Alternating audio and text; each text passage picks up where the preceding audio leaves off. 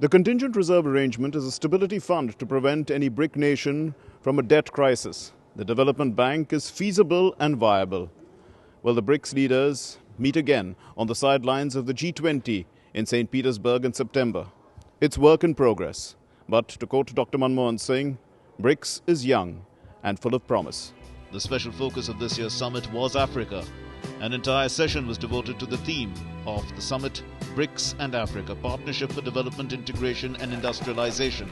More than 10 heads of state and government of prominent African countries interacted with BRICS leaders during this session.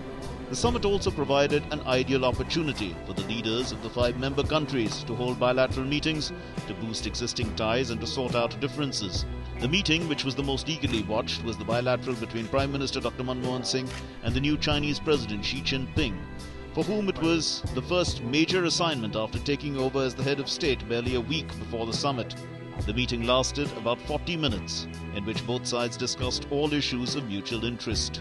Later, Prime Minister elaborated about the meeting in his on-board press conference while returning to New Delhi. Dr. Singh informed that he had suggested a joint mechanism with China to monitor construction activity on the side of Tibet. We reviewed the whole gamut of our bilateral relationship and also discussed the opportunities that exist in exchanging views and coordinating our position in various regional and international forums. I also took the opportunity to raise the issue of trans-border river systems, and I requested the Chinese government to provide a giant mechanism to enable us to assess the type of construction activity that is going on in the Tibet Autonomous Region.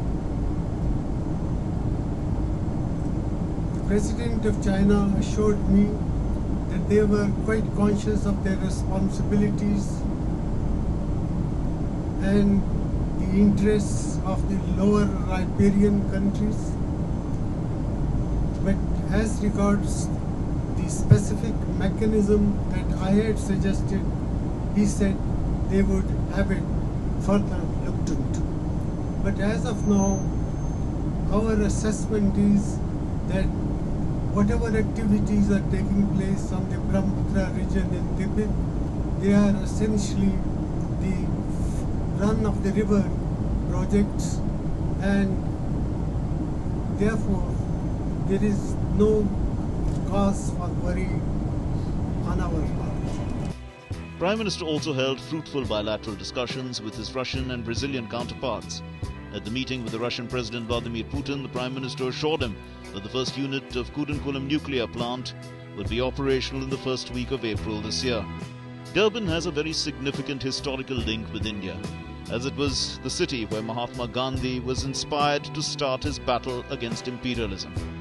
It was on a cold night of June 7, 1893, at a close-by railway station at Pietermaritzburg, when a white railway conductor threw the young Gujarati lawyer Mohandas Karamchand Gandhi out of a first-class compartment despite having a valid ticket.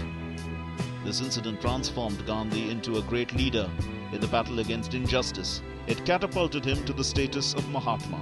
The platform where this historical event took place has been nicely preserved, with a plaque commemorating the incident. The place still reverberates with the memory of this great soul. The station also preserves the waiting hall where Gandhiji spent that fateful night after being thrown out of the train, contemplating his future fight against imperialism. The station is no longer operational and has been preserved as a monument. The place today bears a desolate look, with not many visitors. One leaves the place with inspiring thoughts of the Mahatma. Close to Pietermaritzburg is Phoenix, the place where Gandhiji established his first ashram, and from where he began his experiments with truth. It was at this place where Gandhiji perfected his tools of Swadeshi and Satyagraha, which he later used to destructive effect against the evils of injustice and imperialism. Here Gandhiji attracted the attention of Westerners for the first time, and they voluntarily adopted his way of life of austerity and purity. Gandhiji's struggles against the racist regime of South Africa are now the stuff of legend. Even the father of South Africa, Nelson Mandela, drew inspiration from Mahatma Gandhi to win the battle against apartheid. From the abode of non-violence to the den of lions, the journey from Pietermaritzburg to the Natal Lion Park is enthralling.